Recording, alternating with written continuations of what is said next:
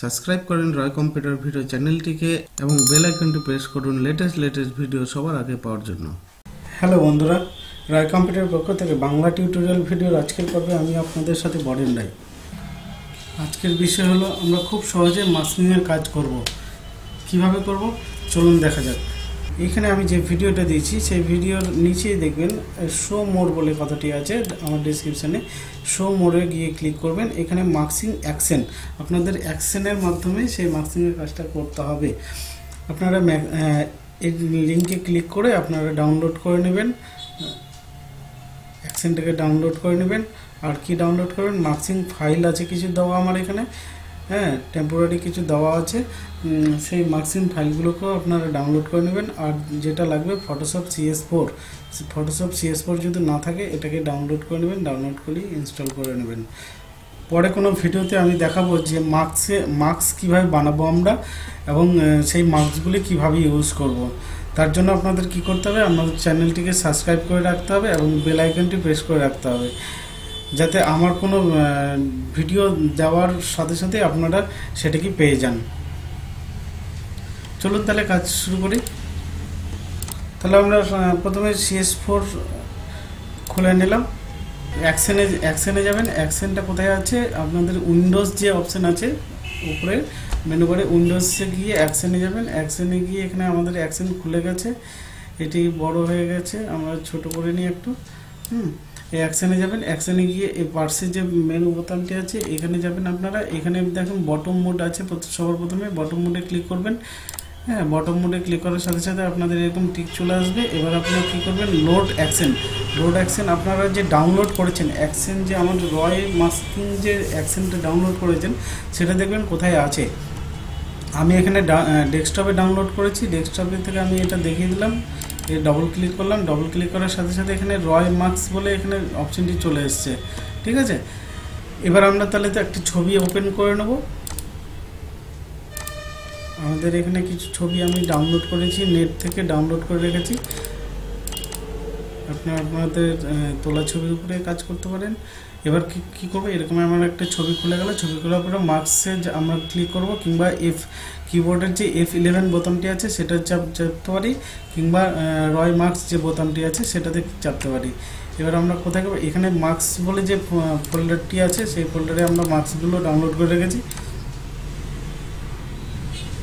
এবার এখান থেকে আমরা যে কোনো একটা মার্কস আমাদের পছন্দ মতো আমরা ক্লিক করবো। আমি এটাকে করলাম, এটাকে ছোট বড় করে নেবো আমাদের সুবিধা মতো, আমরা কতটা নিতে চাই। ডবল ক্লিক করলে সেটি চলে যাবে। এবার এটাকে আমরা আবার রিসাইজ কিংবা রিপোজিশন করে নিতে পারি।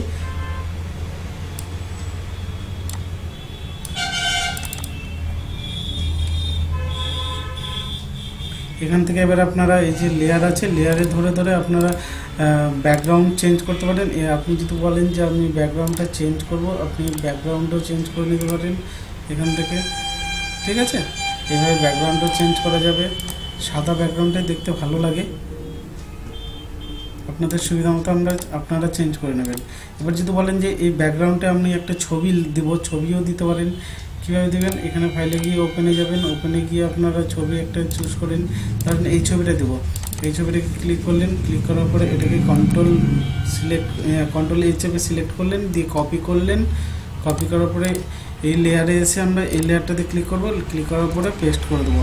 পেস্ট করে দেওয়ার সাথে সাথে এখানে দেখেন চলে এসছে। এবার এটাকে বড় করে সাইজ করে বসিয়ে দেবো।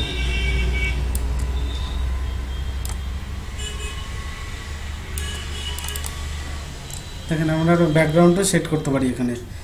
তাহলে আমরা ব্যাকগ্রাউন্ডটাকে ডিলিট করে দিলাম, এটাকেও ডিলিট করে দিলাম। এবার যদি আপনারা মনে করেন যে এটাকে PNG-তে আপনারা সেভ করবেন, তাহলে এই ব্যাকগ্রাউন্ডটাকে উঠিয়ে দিবেন, এই চোখের যে ছবিটা আছে ছবিটাকে উঠিয়ে দিবেন। এবার PNG-তে আপনারা এটাকে সেভ করে নেবেন। ডেস্কটপে সেভ করলাম আমি PNG ফরম্যাটে সেভ করে নিতে পারেন। PNG ফরম্যাটে সেভ করে নিলাম আমি, এখানে নান করে দিলেন। আমাদের PNG-তে সেভ হয়ে গেল। এটা দেখে নিই কোথায় হলো, দেখেন ডেস্কটপে আমাদের PNG-তে সেভ হয়ে গেছে। এইভাবে আমরা মাস্কিংয়ের কাজ করতে পারি।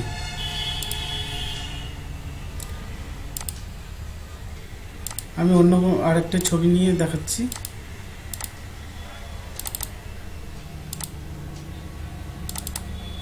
আমরা এই ফোল্ডার রেখেছি, ধরেন এই ফোল্ডারটা নিলাম, এই ছবিটা নিলাম, আবার সেই মার্কসিং নিয়ে গেলাম। আমরা এখান থেকে মার্কসিং নিয়ে নিলাম। এটি বড় আছে অনেক, ছোট করে আমাদের এটাকে ছোট করে নিতে হবে।